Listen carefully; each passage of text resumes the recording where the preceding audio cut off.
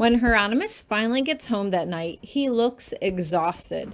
I had been quietly reading a book that I checked out of the library on different ways that one could access the other world, but made sure to keep my diary open on the bed so I could quickly make it look like I was writing in it and just kick the other book under the bed when I was sure Hieronymus wouldn't find it.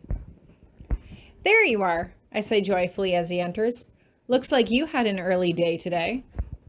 He rolls his eyes at me as if he doesn't appreciate my outstanding sense of humor. You'd be amazed how summer classes are somehow more work, considering we have half the number of students. Well, with all the troublemakers left behind, it means that instead of struggling with 10% of the class falling behind, you're basically dealing with 100% of the class falling behind, I say, but Hieronymus just shrugs as he goes to take a shower. I debate trying to read a bit more, but I wasn't anxious to sour Hieronymus's mood, and so I just content myself with writing in my diary. Unfortunately, though, I can't seem to write anything. What if Hieronymus looked in my diary and found out what my independent study was about and who was teaching it? But then again, if I didn't write anything and I did lose my memory again, how was I ever going to remember this? Instead, I just doodle in the margins until Hieronymus eventually comes out, still wet from his shower. His pajama pants hang loosely around his hips, but I pretend not to notice as he crawls into bed beside me.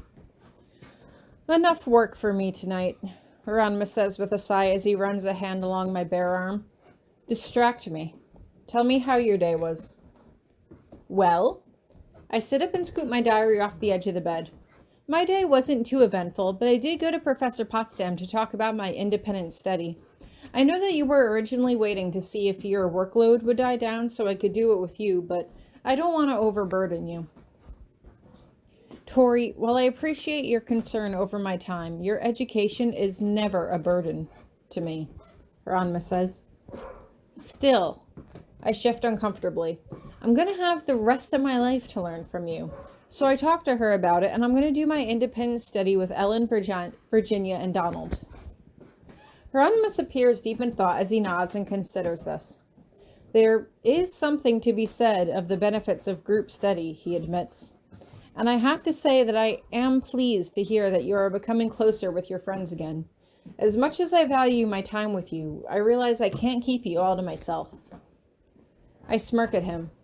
Although I do hate that you have Sunday off and I spend my Sundays in sports club. I think it's good that you get some relaxation alone, where we're focused on our own interests. It's good. It's healthy. It may seem strange from someone who values their solitude, but sometimes when I'm here alone, it almost seems too quiet, Hieronymus notes. Then maybe you can bring your books to sports club and watch us practice, I remark cheerily as Hieronymus rolls his eyes at me.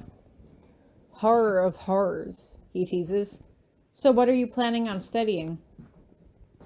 I hesitate for a moment, debating whether or not to tell him some modified version of the truth.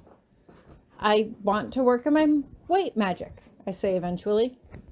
He raises his eyebrows. Spirit magic? Awareness, I decide at last. Being pushed into the other world like that made me aware of how much I don't know about it, but it's not something I'm ready to focus on right now. The first thing I want to do is boost my white magic so I can have a better sense of others and their intentions. I don't want to be tricked by another guise again. Tori. Hieronymus's voice is sad as he brushes a loose strand of hair out of my face. As much as I will, of course, encourage your study, I must remind you that we were all tricked by Damien's glamour. But you knew something was wrong, I remind him. Okay, maybe you can chalk some of it up to jealousy, but you felt something was wrong. Experience, Hieronymus concludes, which you will not gain simply from studying books. It comes with time. Like your wisdom, I tease. Don't worry, I also plan on brushing up on my green magic this summer. For some reason, it suddenly feels very important that I get in tune with my healing spells. Well, that I can't argue with, Hieronymus agrees. But just remember, Tori, that I am always here for you, no matter what questions you have. I know, I say as I cuddle into his chest. Hieronymus is almost instantly asleep, but I can't help but lie there as I stare at the dark ceiling overhead. Hieronymus was experienced, educated, and wise, but he wasn't omniscient. He didn't know everything about the world, and he wouldn't be able to help me learn what I wanted about the other world. I could appreciate his concern for my safety, but in this situation, ignorance would not help me. I wasn't magical born, and some of the things that he took for granted were completely foreign to me.